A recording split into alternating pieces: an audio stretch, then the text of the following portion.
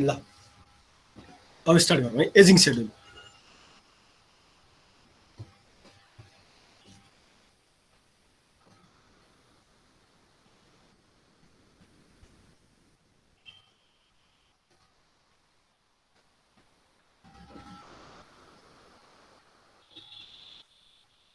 हेर्नु यो एजिङ सेड्युलमा चाहिँ हैन यो के छ कुरो भने नि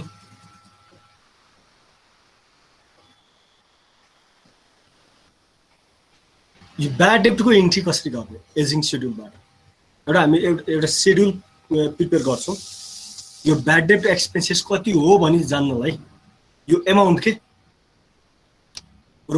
यो पनि एलाउन्स मेथडकै एउटा यो एलाउन्स जसरी हामीले एलाउन्स मेथडमा ब्याड डेब्ट क्याल्कुलेसन गर्छौँ के रे हाम्रो यो क्याल्कुलेसन गर्छौँ र अनि त्यसको जर्नल एन्ट्रिज बनाउँछौँ त्यही हो अब जर्नल एन्ट्रिज त सेम छ नि ब्याड डेब्ट expenses debit allowance for doubtful डेब्ट एकाउन्ट एलाउन्स मेथडकै हाम्रो के छ त जर्नल एन्ट्रिज अब एमाउन्ट चाहिँ अलिकति के हुन्छ त फरक आउँछ पुरो बुझ्यौ एजिङ सेड्युलबाट अब यो एजिङ सेड्युलमा चाहिँ यो डिफ्रेन्ट टाइम पिरियडका रिसिभेबलहरू दिएको हुन्छ त्यो हाम्रो के रे त्यो के रे रिसिभेबल है त्यो टाइम ड्यू भयो या भएन ड्यू डेटलाई यसले फोकस गर्छ ड्यू डेट भनेपछि जस्तो हामीले ए भन्ने मान्छेलाई 40 डेजको लागि हामीले के गरेका थियौँ यो क्रेडिटमा कुनै सामान सोल्ड गरेका थियौँ ए भन्ने मान्छेबाट रिसिभेबल हाम्रो कति थियो 40 डेजको थियो रिसिभेबल पिरियड है अनि त्यो डेटलाई हजुर सर रोल नम्बर 30 पिरियड होला सर भक्कर बत्ती आयो के सर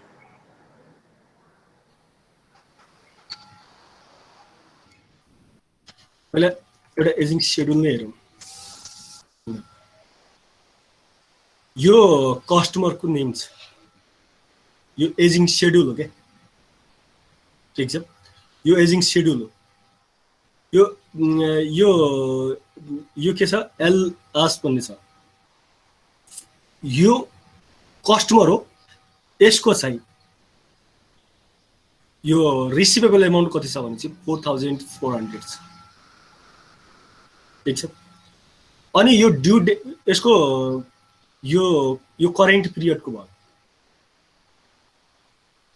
ठीक छ भनेको यसको ड्यू डेट आइसकेको छैन त्यही भएर ड्यू डेट जसको म्याच पुगेको छैन तिर्नुपर्ने समय त्यसलाई हामी करेन्ट भन्छौँ भनेपछि यिनीहरूले भर्खर हाम्रो यो भर्खर हाम्रो के गरेको हो त उधारोमा लगेका रहेछ सामान चाहिँ त्यही भएर यो करेन्ट अनि जो यस्तो यो बी बुट भन्ने छ यसको पनि करेन्ट नै छ यो सी कक्स भन्छ यो यसको चाहिँ 1 to 30 डेज भयो भनेको यसले तिर्छु भनेको जति ड्यू डेट छ नि तिर्छु भनेको दिन त्यो भन्दा है बढी भइसक्यो कति बढी भयो त भने यो 1 to 30 डेजको यो इन्टरभलमा पर्छ यो इन्टरभलमा पर्छ 1 to 30 डेज भित्र पर्छ तिर्छु भनेको दिन भन्दा एक दिन बढी पनि भएको हुन सक्छ तिर्छु भनेको दिन भन्दा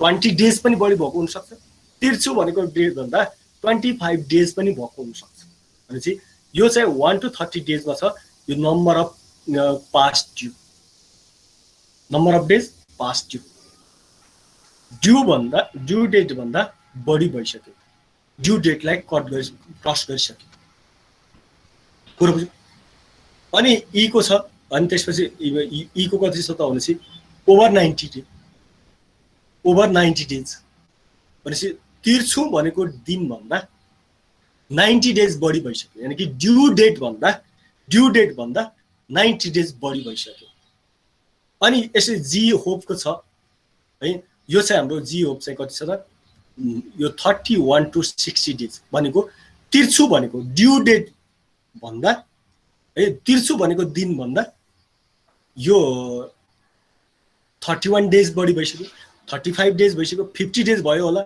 55 डेज भयो त 60 भन्दा बढी भएको छैन, 31 भन्दा बढी नै छ।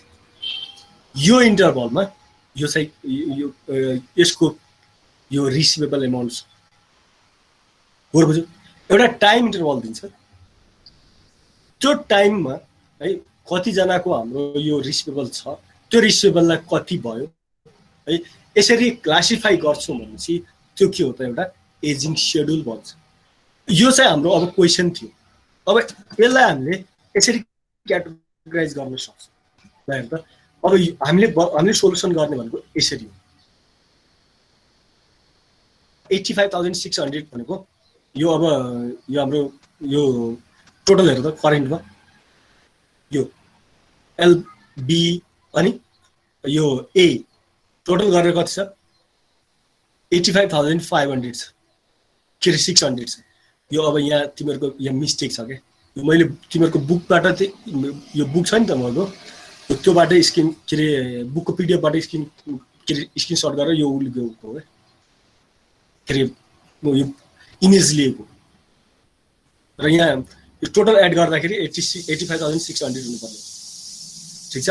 अब यो कसरी यो इरर होइन, यहाँनिर यो मिसिङ थियो, यो dot dot dot dot dot dot गरेर छ नि, यस्ता यस्ता अरू पनि छन् भनेको क्या, अरू पनि छन् भन्यो भनेपछि टोटल कति त भनेपछि टोटल 85,600 रहेछ। यहाँ देखाएको चाहिँ छैन क्या कति हो भनेर, यो 1 2 3 यो 3टा कस्टमरको मात्रै दिएको छ एमाउन्ट, बाँकी पनि छन् भनेको बाँकी dot dot dot dot dot गरेर यस्ता अरू पनि छन् भनेपछि टोटल करेन्ट कति रहेछ त हाम्रो ड्यू डेट यो ड्यू डेट पुरा नभएको कतिजना छन् त भनेपछि धेरैजना छन्, तर तिनीहरूको एमाउन्ट चाहिँ कति हो त भनेपछि त्यो रिसिभेबल एमाउन्ट कति त 85,600 हो। ठिक छ। त्यसलाई हामीले करेन्ट गर्यौँ। अनि पास्ट ड्यू भनेको ड्यू डेट भन्दा बढी भइसक्यो है, 1 to 30 days, 31 to 60 days, 61 to 60 days अनि ओभर 90 डेज। बुझ्यो? अब यस्ता कति छ त भनेपछि 1 to 30 डेजमा हेरेर टोटल हेर 31,200 अनि यहाँ चाहिँ हाम्रो अब 31 to 60 डेजमा टोटल जम्मा कति छन् त हाम्रो 24,500 छन् या 24,500।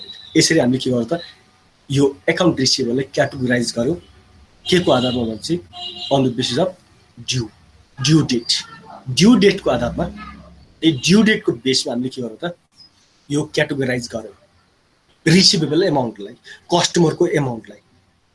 अनि अब यिनीहरूको अनकलेक्टेबल हुने चान्सेस कति छ त भन्छ यो क्वेसनमा दिएको हुन्छ हामीलाई।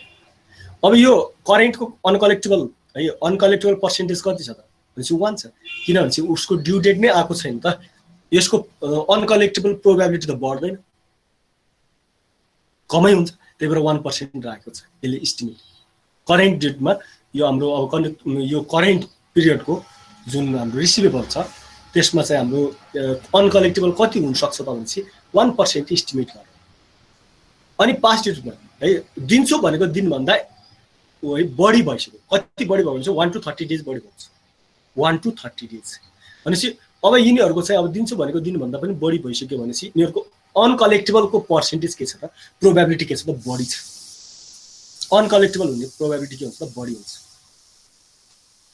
त्यसै गरिकन पास्ट डेट भन्दा जति बढ्दै यो पास्ट ड्यू भन्दा ड्यू डेट भन्दा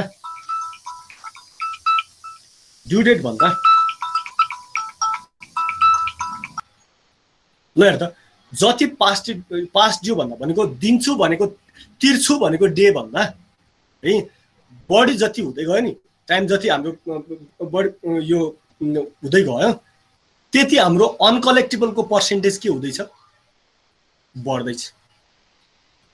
हेर त दिन्छु भनेको तिर्छु भनेको डेज भन्दा ड्यू डेट भनेको तिर्ने दिन हो क्या, तिर्छु भनेको दिन भन्दा 90 डेज पनि बढी भइसक्यो भने अब यसको हाम्रो अनकलेक्टेबल प्रोबेबिलिटी कति छ त 50% छ। ल जति बढी दिन हुँदै गइरहेको छ तिर्छु भनेको दिन भन्दा जति बढी हुँदै गइरहेछ त्यति नै के भइरहेछ अनकलेक्टेबल हुने चान्सेस बढ्दै गइरहेछ, कलेक्सन नहुने चान्सेस बढ्दै गइरहेछ। त्यही भएर पर्सेन्टेज यो इस्टिमेसनको पर्सेन्टेज पनि के गर्छ बढ्दै गएको छ। भन त के भन्नु, कसले माइक अन गरेको छ भन त।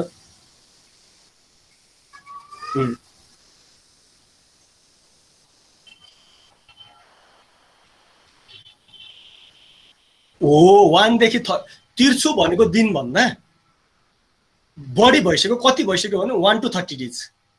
अब कुरा सुन है, जस्तो तिमीलाई तिमी कम्पनीको एकाउन्टेन्ट, तिमीलाई तिर्छु भनेको थियो 30 डेजमा तिर्छु भनेको थियो ल 90 डेजमा है। कहिले तिर्छु भनेको थियो 90 डेजमा। अब कुरा सुन, अब तिमीले 90 डेज भनेको के हो? 90 डेज भनेको के हो? ड्यू डेट हो है। 90 डेज भनेको के हो? ड्यू डेट हो।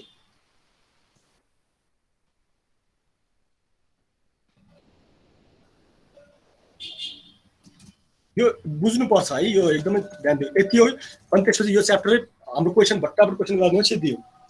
अब कुरा सुन, तिमी आज कुन डेट भनेपछि 9 है 9/24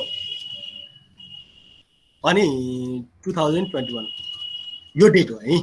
यो डेटमा तिमीले सोल्ड गर्यौ है। के गर्यौ? तिमीले अब गुड सोल्ड गर्यौ। यो डेटमा सोल्ड गरेको कसलाई? कस्टमर्स।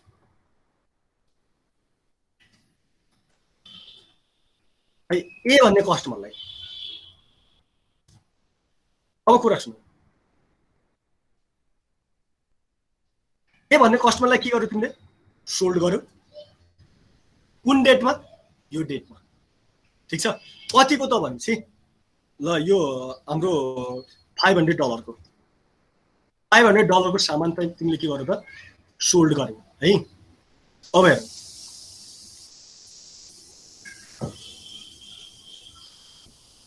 अब तिम्रो यो के अरे यसको ड्यू डेट कहिले थियो भने नि, उसले कहिले दिन्छु भनेको थियो भने चाहिँ यो 3 मन्थ्सको लागि है। यो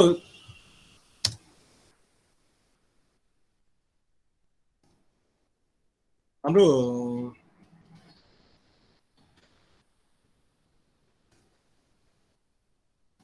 ड्यू डेट तल लेख्छु। अब भन त 3 मन्थ्सको लागि हो भने चाहिँ ड्यू डेट कहिले त?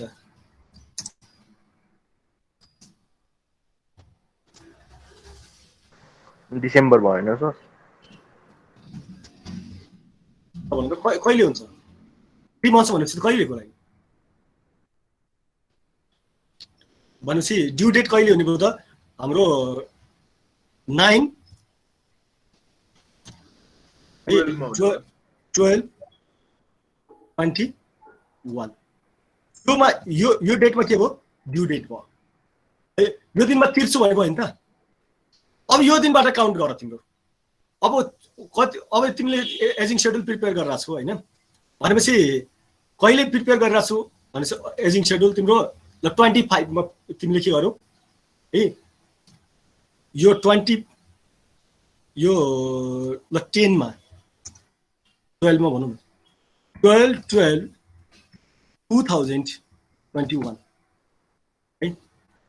2020 के अरे डिसेम्बर 2021 डिसेम्बर 12 मा है। डिसेम्बर 12 मा तिमीले के गर्यौ?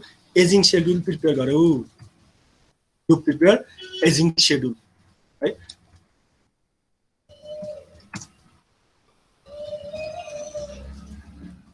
ल एजिङ सेड्युल प्रिपेयर गर्यौ।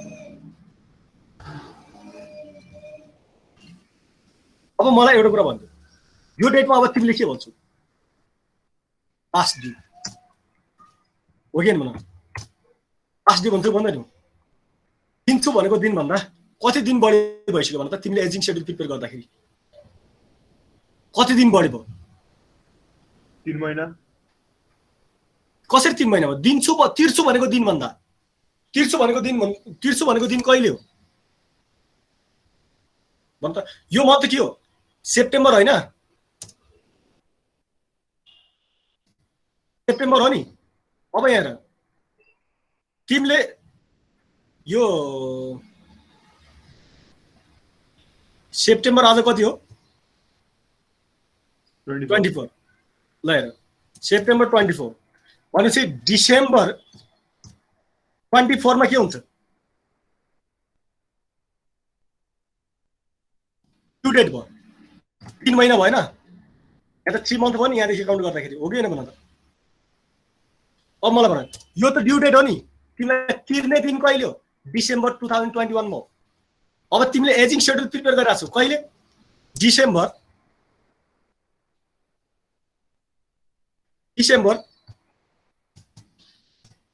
तिम्रो 26 मा। ल अब भन त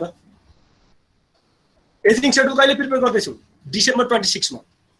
सेप्टेम्बरमा तिमीले के गरेको? क्रेडिटमा दिएको। ड्यू डेट कहिले कहिले तिर्छु भनेको? 3 महिनाको लागि उधारमा लदिएको हैन, 3 मन्थ्सको लागि। ड्यू डेट कहिले? ड्यू डेट कहिले? डिसेम्बर 24 मा। अब तिमी डिसेम्बर 26 मा एजिङ शेड्युल प्रिपेयर गर्दैछौ। अब तिमीले के भन्छौ? पास्ट ड्यू डेट भन्दैनौ? पास्ट ड्यू भन्दैनौ? दिन्छु भनेको 3 दिन भन्दा बढी भइसक्यो भने हैन? कति दिन भयो? अब तिमीले एउटा इन्टरभल लिन्छौ, ठ्याक्कै डेज भन्दैनौ, 1 to 30 डेज। बुझ्यौ? 1 to 30 डेज भन्छौ। अब यसमा कति छ तिम्रो?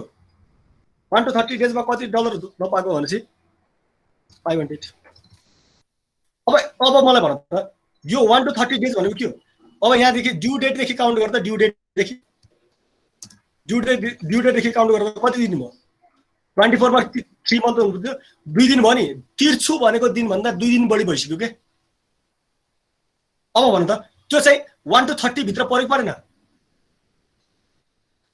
अब मलाई भन 1 to 30 भनेको यो क्रेडिट पिरियड हो त? उधारो समय हो त यो? उधारो दिएको समय हो त? उधारो दिएको भने चाहिँ 3 मन्थको। यो भनेको 3 महिना भन्दा बढी भइसक्यो। कति दिन भयो? 3 महिना भन्दा 1 to 30 डेज भनेपछि अब यो भित्र 2 दिन पनि हुन सक्छ, 10 दिन पनि हुन सक्छ, 15 दिन पनि बढी भएको हुन सक्छ, 20 दिन पनि बढी भएको, 29 डेज पनि बढी भएको हुन सक्छ क्या। त्यस्ता कस्टमरहरू यो क्याटेगोरीमा पर्छन् भनेको। बुझ्यौ?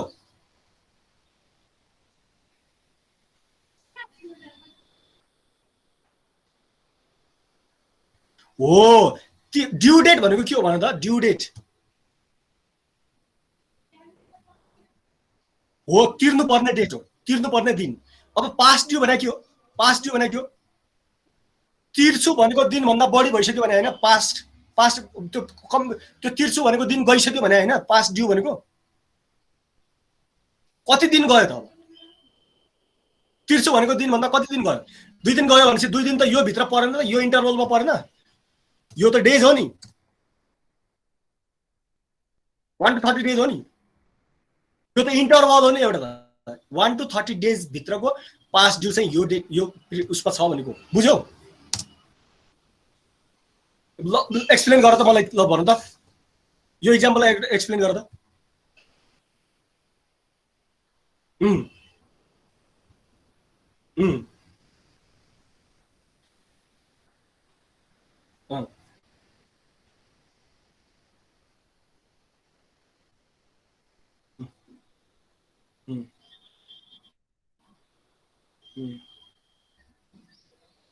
ओ कुरो बुझ्यौ?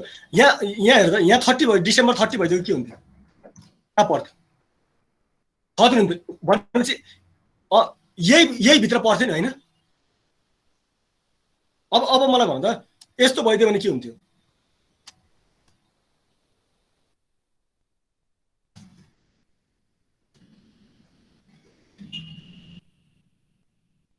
यहाँ चाहिँ हाम्रो फेब्रुअरी 2 भयो, फेब्रुअरी 3 भयो, 25 भइदिएको भए के हुन्थ्यो? अब 90 डेज हो जान्छ।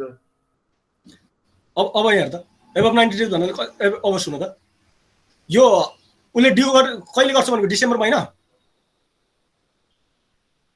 है? डिसेम्बरमा हो नि। अनि डिसेम्बरमा तिर्छु भनेको दिन भन्दा कति भयो? डिसेम्बर जनवरी 1 मा कति भयो? जनवरी 24 मा कति भयो? 1 मन्थ। जनवरी के अरे फेब्रुअरी 24 मा कति भयो? 2 मन्थ्स। भनेपछि त यो त कुन क्याटेगोरीमा पर्ने रहेछ भनेपछि है? पास्ट ड्यू है, 61 to 90 डेज। अनि यस्तो यो इन्टरभल जस्ट यो एउटै स्ट्यान्डर्ड हुनुपर्छ भन्ने होइन। यो इन्टरभल हामीले आफूले बनाउन सक्ने हो क्या। अब भन्नु त यो ड्यू चाहिँ कहिले पर्यो त? यदि यो चाहिँ हाम्रो 1000 को सेल गरेकोमा भनेपछि अब 1000 कहाँ पर्ने भयो त यहाँ पर्ने यो डेटमा पर्ने यो इन्टरभलमा पर्ने भयो के बुझ्यौ ल हो ड्यू डेटबाट काउन्ट गरेको हो क्या यो है त अब यिनीहरू यो त बुझ्यो नि यो करेन्ट भनेको अहिले हाम्रो जति ड्यू डेट छ नि ड्यू डेट त्यो चाहिँ कम्प्लिट भएको छैन त्यो पास्ट भएको छैन चलिरहेछ जस्तो 90 डेज उसले 3 मन्थको थियो भनेपछि त्यो तिर्छु भनेको दिन आइसकेको छैन क्या अझै तिर्छु भनेको दिन आइसकेको छैन अनि यो पास्ट ड्यू भनेको त तिर्छु भनेको दिनभन्दा बढी भइसक्यो भनेको हो क्या ठिक छ अब यसैको बेसमा हामीले अब के गर्नु त यो एजिङ सेड्युल बनाउनु ठिक छ अब हेर यहाँ चाहिँ हाम्रो हेर त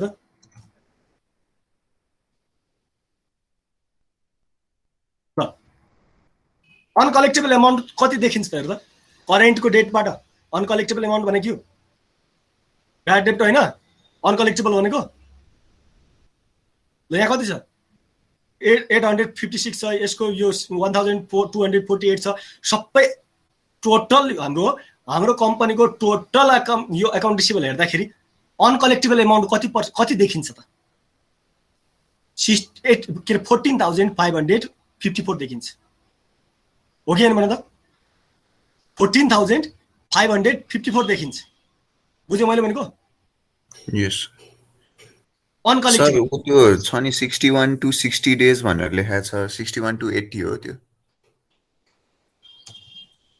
भन्नु त त्यो ओभर 90 61 डेज भन्दा माथि 60 लेखेर रहेछ सर 90 हो त्यो 90 हो 61 to 90 है अनि किनभने चाहिँ यहाँ त 90 देखि अर्को छ नि त ओभर 90 भनेपछि त 91 भयो 91 देखि भनेको हो नि त 91 देखि भन्नु खोजेको भनेपछि यो 61 to 90 डेज है यहाँ 60 लेखेको रहेछ सर त्यो पर्सेन्टेज कसरी निकालेको हो यो पर्सेन्टेज कसरी निकालेको हो भनेपछि नि हैन यो पर्सेन्टेज एस्टिमेट गरेको जति पनि हाल्न पाइन्छ सर जति पनि कसरी हाल्न पाइला प्रोबेबिलिटी हुन्छ नि प्रोबेबिलिटी हुन्छ यही हाल्दा हुन्छ र सबै क्वेशनमा अब कुरा सुन अब प्रोबेबिलिटी हो यो चाहिँ यति चाहिँ प्रोबेबिलिटी हो भनेछ अब प्रोबेबिलिटी कसरी निकाल्छु भनेपछि त्यो चाहिँ अब स्ट्याटिस्टिक्सको अथवा म्याथमेटिक्सको सरलाई सोध्नु यो प्रोबेबिलिटी कसरी निकालिन्छ भनेर कुरा बुझ्यौ प्रोबेबिलिटी हो यति पर्सेन्ट हाम्रो अनकलेक्टेबल हुने चान्सेस छ लाइक्लीहुड यति भन्छ भनेपछि त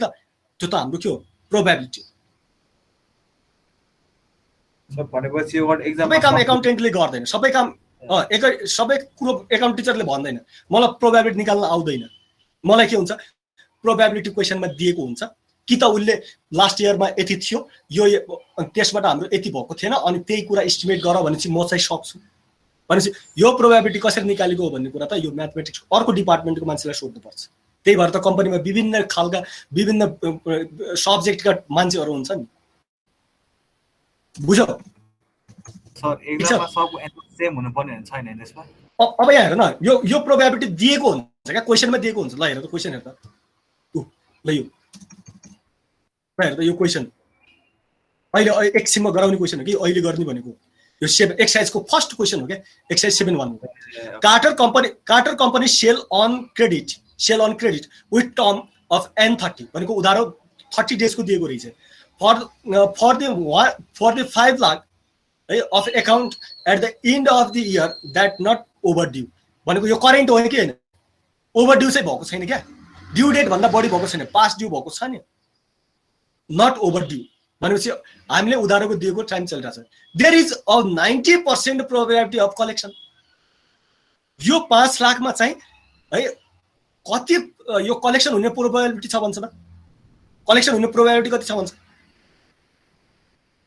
भन त 90 डेज अब मलाई भन यो प्रोबेबिलिटी अफ अनकलेक्टेबलको 10% किनकि कलेक्सन हुने चान्सेस कलेक्सन हुने प्रोबेबिलिटी तिम्रो 90% हो भने अनकलेक्टेबल हुने प्रोबेबिलिटी 10% हो। कुरो बुझ्यौ? बुझेँ सर। हो, अब यसरी क्वेसनमा दिएको हुन्छ। त्यही भएर अघि कसले सोधेको थियो पर्सेन्ट कसरी क्याल्कुलेट गर्ने, पर्सेन्ट कसरी क्याल्कुलेट गर्ने क्वेसनमा दिएको हुन्छ कि त उसले पास्टको कुनै न कुनै डेटा दिएको हुन्छ, त्यहाँबाट हामी निकाल्न सक्छौँ। होइन भनेपछि त यो मलाई पनि आउँदैन प्रोबेबिलिटी निकाल्न, बिर्सी प्रोबेबिलिटी पढाएको थिएँ बिर्सी। अब हेर त यहाँ अनकलेक्टेबल एमाउन्ट कति थियो अरे हाम्रो सबैको हेर्दाखेरि 14,554 कति थियो 14,554 भनेपछि अब त्यो यो एमाउन्टलाई लिएर हामी के भन्छौँ त भनेपछि एउटा हिजो हामीले पर्सेन्टेज अफ रिसिभेबल मेथड थियो नि, त्यसमा हामीले वर्किङ नोट गर्नुपर्छ भनेर त्यो वर्किङ नोट गरेका थियौँ नि। Credit balance required to allowance account before adjustment, अथवा तिमीहरूले भन्न सक्छौ closing balance of allowance for doubtful debt account भनेपछि कति 14,554। अब यसमा के गर्नुपर्छ हामीले less credit balance in allowance account छ नि, एलाउन्स एकाउन्टको क्रेडिट ब्यालेन्सलाई लेस गर्नुपर्छ भनेको थियो। अब यो क्वेसनमा दिएको हुन्छ। अब यो क्वेसन यहाँ त दिएको छ है, यो त एक्जाम्पल थियो है, एक्जिबिटको एक्जाम्पल थियो कि। अब यहाँ के छ हेर त, allowance for doubtful debt account has balance 1,230 before adjustment. कुरो बुझ्यौ? अब यहाँ यो क्रेडिट ब्यालेन्स डेबिट ब्यालेन्स केही पनि भनेको छैन। यो त ब्यालेन्स यति थियो भनेपछि त्यति बेला हामीले क्रेडिट ब्यालेन्स भन्न सक्नुपर्छ, ठिक छ। अब यो क्वेसनमा चाहिँ त्यसरी दिँदैन, क्वेसनमा चाहिँ हाम्रो के दिन्छ भनेपछि यो के अरे हाम्रो यो डेबिट ब्यालेन्स क्रेडिट ब्यालेन्स भनेर दिएको हुन्छ। अब हेर त यही क्वेसन हेर न, अघिको क्वेसनमा हेर त, prepare journalist to estimate bad debts assume that credit balance in allowance for doubtful account 20,000। हेर त क्रेडिट ब्यालेन्स भनेर दिएको छ नि क्वेसनमा, कुरो बुझ्यौ? हो, यो क्रेडिट ब्यालेन्सलाई के गर्नुपर्छ हामीले लेस गर्नुपर्छ। अहिलेको क्वेसनमा के छ, यो क्रेडिट ब्यालेन्स के छ है, अज्युम दैट क्रेडिट ब्यालेन्स म यहाँ थप्नु जस्तो रहन्छ भनेपछि 1,230 क्रेडिट ब्यालेन्स हो भने चाहिँ यसलाई के गर्यो हामीले लेस गर्यौँ भनेपछि ब्याड डेब्ट एक्सपेन्सेस कति आयो त 13,324 आयो। बुझ्यौ? यो 24,000 हामीले एजिङ सेड्युलबाट लियौँ। एजिङ सेड्युल किन प्रिपेयर गर्न रहेछौँ भने यो एमाउन्टको लागि मात्रै हो क्या त्यो प्रिपेयर गर्ने भनेको। बुझ्यौ मैले भनेको? यो 14,500 जुन छ यो निकाल्नको लागि हेर त, यो एमाउन्ट थाहा पाउनको लागि हामी यति ठुलो क्यालकुलेसन गर्नुपर्छ। राइट, यति धेरै क्यालकुलेसन गरिसकेपछि बल्ल हामीले यो एमाउन्ट थाहा पाएको हो नि, अनकलेक्टेबल एमाउन्ट कति हो टोटल भनेर।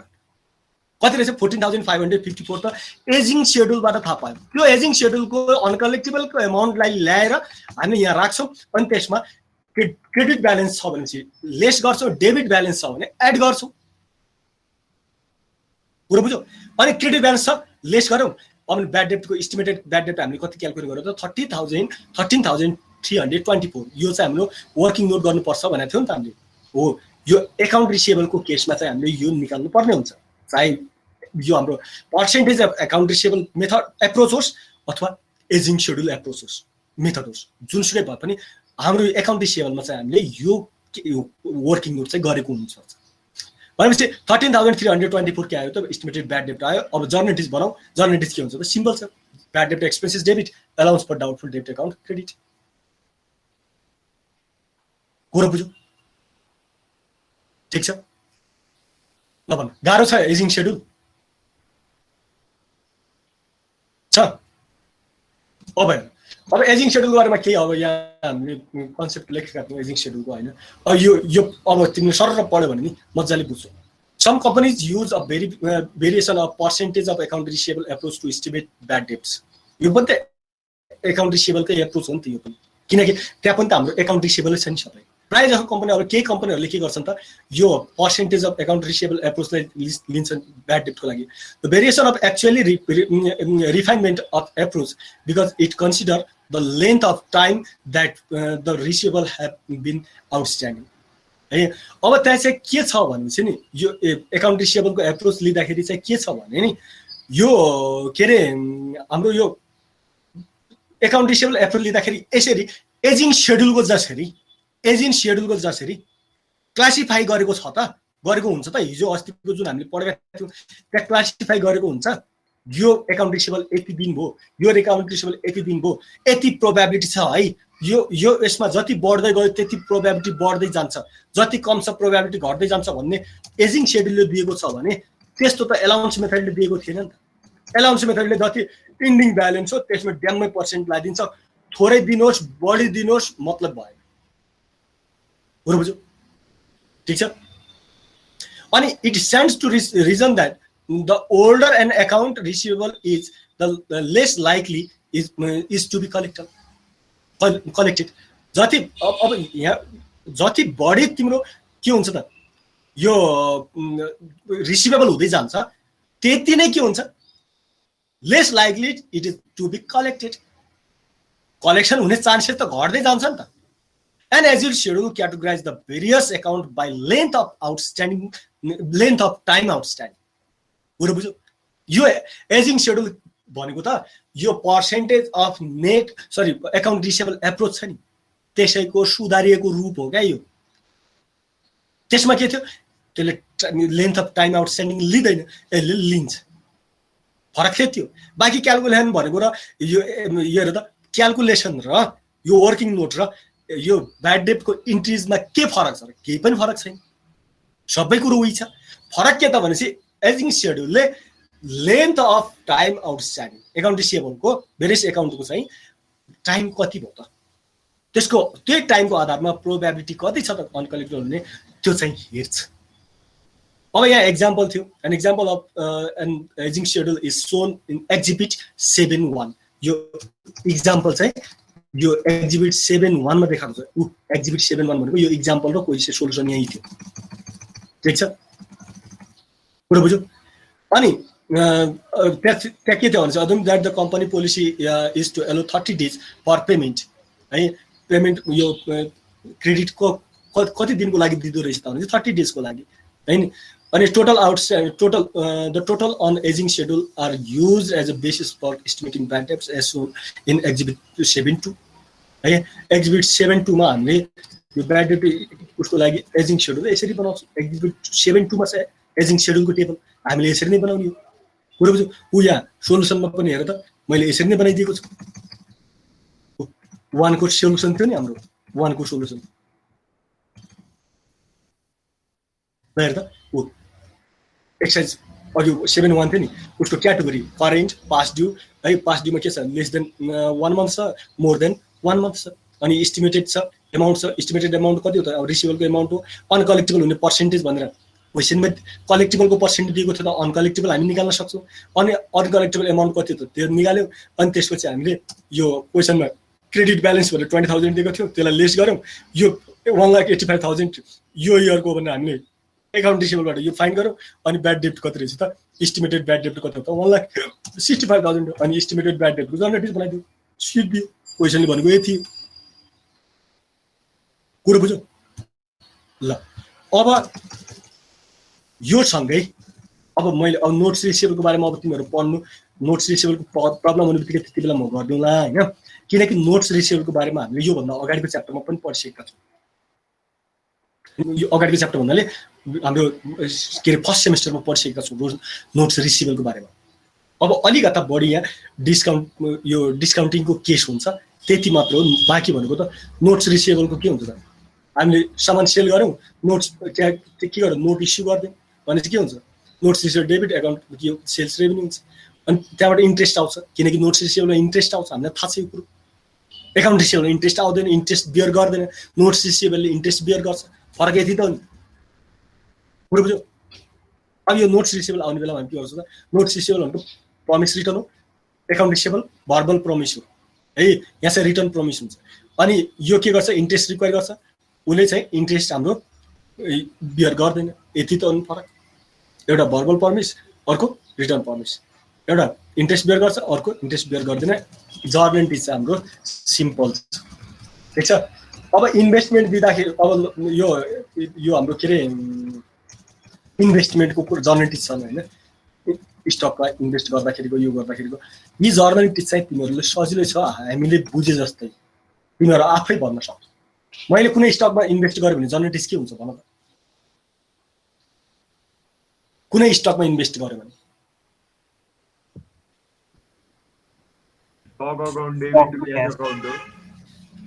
इन्भेस्ट डेबिट हुन्छ, क्यास क्रेडिट हुन्छ। अब मैले सर्ट टर्म इन्भेस्टमेन्ट हो, सिडी भनेको सर्ट टर्म के अरे सर्टिफिकेट अफ डिपोजिट हो। सिडीमा इन्भेस्ट गर अथवा तिमीले अरू स्टकहरुमा डिभिडेन्ड स्टकमा यो हाम्रो के रे इन्भेस्ट गर, जहाँसुकै इन्भेस्ट गरे पनि त इन्भेस्टमेन्ट त डेबिट हुन्छ नि। इन्भेस्ट गर्दाखेरि के हुन्छ, क्याश क्रेडिट हुन्छ, अनि त्यहाँबाट इन्ट्रेस्ट आउँछ। इन्ट्रेस्ट आउँदाखेरि के हुन्छ, क्याश डेबिट हुन्छ, रिसिभेबल छ भने इन्ट्रेस्ट रिसिभेबल हुन्छ। अनि इन्ट्रेस्ट सहित हामीलाई इन्भेस्टमेन्ट आउँदाखेरि के हुन्छ, इन्भेस्टमेन्ट गरेपछि आएको त इन्भेस्टमेन्ट अब डिक्रिज हुन्छ, क्याश डेबिट हुन्छ। भनेपछि यही कुरो हाम्रो के हो त, यो इन्भेस्टमेन्ट हो। इन्भेस्टमेन्ट इन बोन्ड छ, इन्भेस्टमेन्ट इन स्टक छ, डेबिटै हुन्छन् सबै।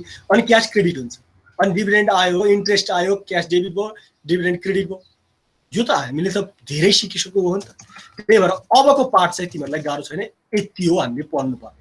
हामीले इन्भेस्टमेन्टको पनि पढौँ, यो बोन्डको पनि पढौँ, इन्भेस्टमेन्ट इन बोन्डको पनि पढौँ, इन्भेस्टमेन्ट इन सर्ट टर्म के अरे यो हाम्रो सर्टिफिकेट अफ डिपोजिट पनि पढौँ है।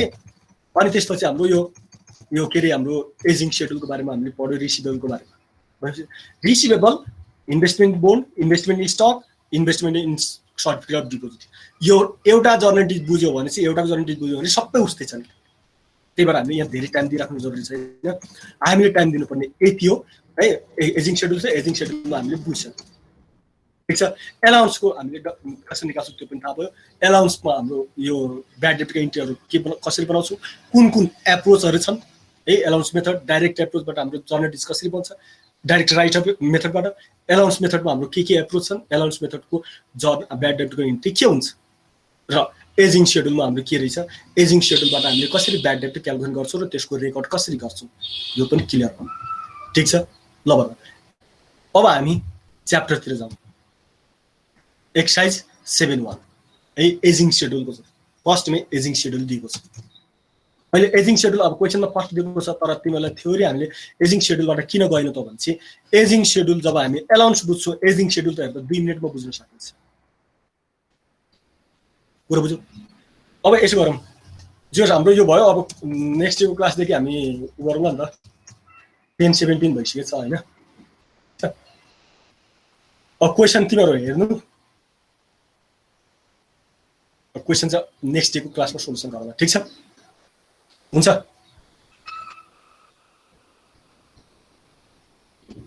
के छ कि पढ्ने भने सर भइहाल्छ, त्यही त भने नि नेक्स्ट डेको क्लासमा गरौँला है त। अब क्वेसन मात्र बाँकी रह्यो। क्वेसन अब भट्टाभट सोल्युसन गर्दाखेरि जर्नल टेस्ट तलको छ नि जुन, त्यो पनि हामीले क्वेसन पढ्दा पढ्दै हामीले सिक्छौँ क्या। त्यही भएर अब त्यो पढेर थ्योरी दिएर भएन, अब 2टा क्लास दिइसके कन्सेप्टको बारेमा। अबको क्लास भनेको क्वेसन सोल्युसन गर्ने क्लास हुन्छ है त। Bye bye. सर।